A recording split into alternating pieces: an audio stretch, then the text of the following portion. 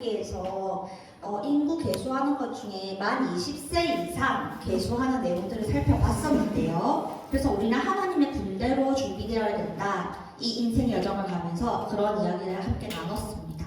이번 주는 민수기 그 이후의 이야기예요. 그러면서 고핫 자손과 게르손 자손, 무라리 자손들의 임무에 대해서 나오는데요. 이 모든 세 자손들은요, 모두 레위 지파예요. 이 레위 지파는 하나님의 일을 하는 사람으로 분류된 지파들이잖아요. 그 중에 고핫 자손과 게르손 자손과 무라리 자손이 하는 일은 이래요. 성소에서도 막 기구들이 많았거든요. 예배기구. 거기서 그 기구를 제사장들이 다 정결하게 끝내면 그거를 운반하는 역할을 했고요. 그 다음에 게르손 자손은 제일 힘든 일이었대요. 이게 성막, 천막, 제일 무겁고 힘든 일. 이런 덮개들을 관리하고 운반하는 일이었고, 무라리 자손은 성막에 골조 있잖아요. 막 기둥 있고 널판지 있고 이런 거를 관리하고 운반하는 역할들을 했대요. 이 세 자손 합쳐서 8,580명 정도 됐다고 하고요. 그러니까 이 사람들 뽑는 기준은 엄청 엄격했어요. 모두 30세에서 50세만 뽑았거든요. 완전 엄격. 하나님의 일, 해방과 관련된 일을 하는 이 사람들은 진짜 한참 총명하고 힘이 좋고 지혜가 충만하고 이런 나이에 있는 딱 20년만 할 수 있는 거예요. 10년만 할 수 있는 거예요. 그래서 이 자손들의 협력으로 이 하나님이 임재하는 회막이 제 기능을 할 수 있게 되었어요. 그래서 지금도 우리 교회 모든 직분자들은 하나님의 교회에 하나하나 크고 작은 일 없이 다 쓰임받는 일이에요.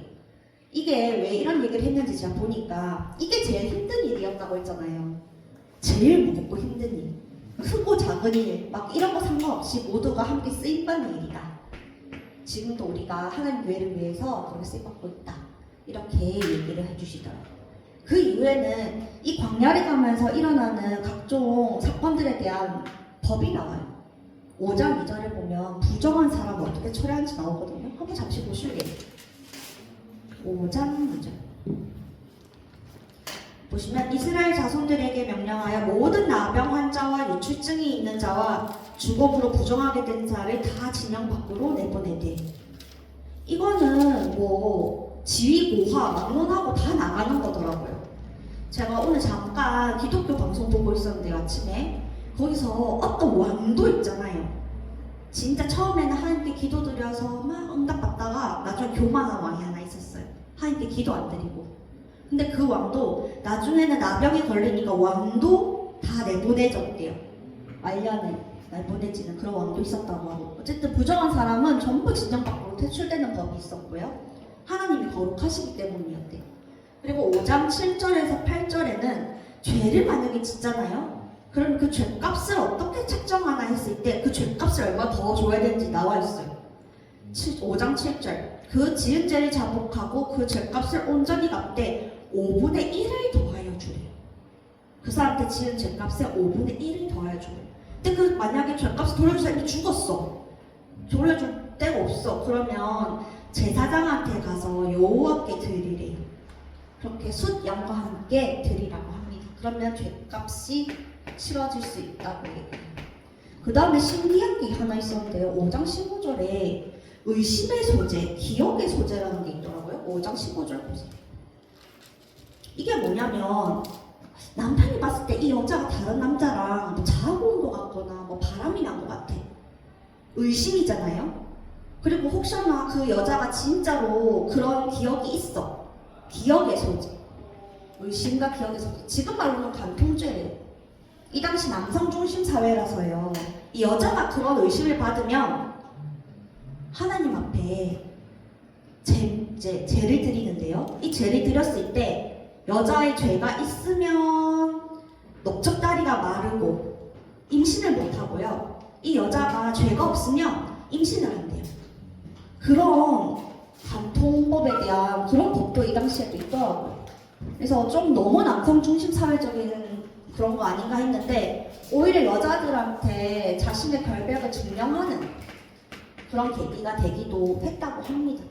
그 이후에 나오는 게 이제 나시린의 법이에요.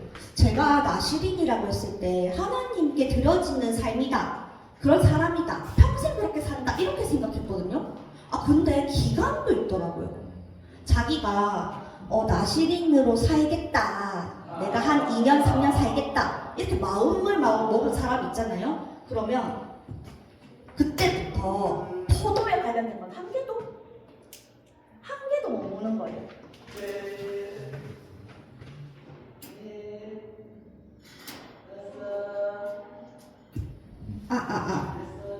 한 개도 못 먹고요. 그 다음에 6장 5절 보면 머리도 길러야 돼요. 자르면 안 돼요.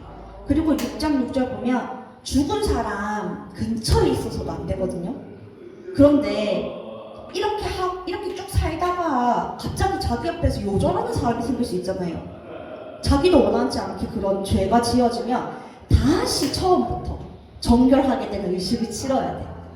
그때는 7일 동안 정결의식하고 8일째 제물을 드리는 그런 정결의식이 6장 9절부터 쭉 나와요. 9장부터 12절 보세요.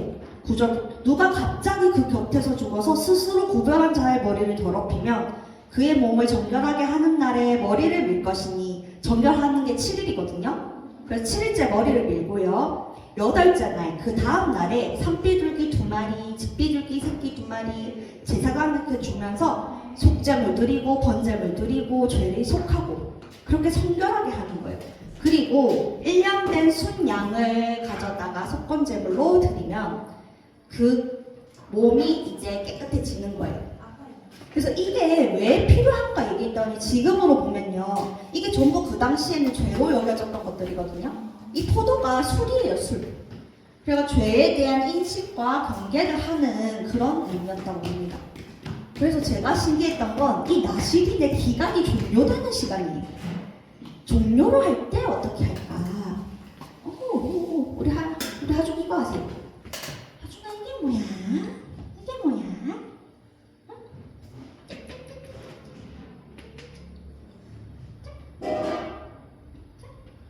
이거 분필이다. 싫어? 내가 놔둘게. 하고 싶으면 해. 그런 게 있었던 거예요. 그래서 나시린으로서 이제 자기가 3년을 만에 다 살았잖아요. 기간을.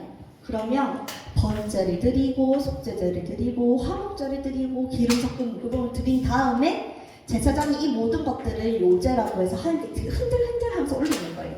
그 기간까지 끝나면 이제 하나님의 사람으로 사는 게 끝나는 기간. 이게 끝나면 포도주도 먹어요. 오, 하주랑 써보세요. 포도주도 마실 수 있게 되는 그런 법이 있었다고 합니다. 그래서 오늘은 우리가 마지막에 6장 24절, 27절 읽으면서 마무리할 건데요. 한번 읽어볼게요. 24절부터 25, 26, 27 함께 읽겠습니다.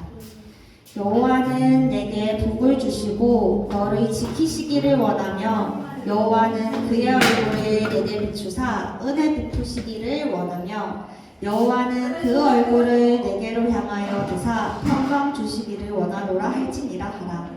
그들은 이같이 내 이름으로 이스라엘 자손에게 축복할지니 내가 그들에게 복을 주리라. 이 축복 기도가 이 나시린으로서 하나님께 헌신하겠다 했던 사람들에게 제사장이 해주는 기도였다고 해요. 축복 기도였다고 해요. 그래서 우리가 이 하나님의 축복 기도를 누리는 한 주간이 되시기를 기도하겠습니다. 그럼 마지막으로 예수 우리 왕이여 찬양 드리면서 헌금 드리겠습니다.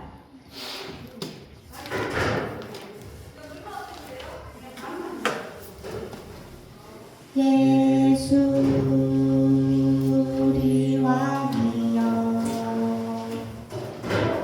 이곳에 오셔서 보좌로 주여 임하사 찬양을 받아 주소서. 주님을 찬양하오니 주님을 경배하오니 왕이신 예수여 오셔서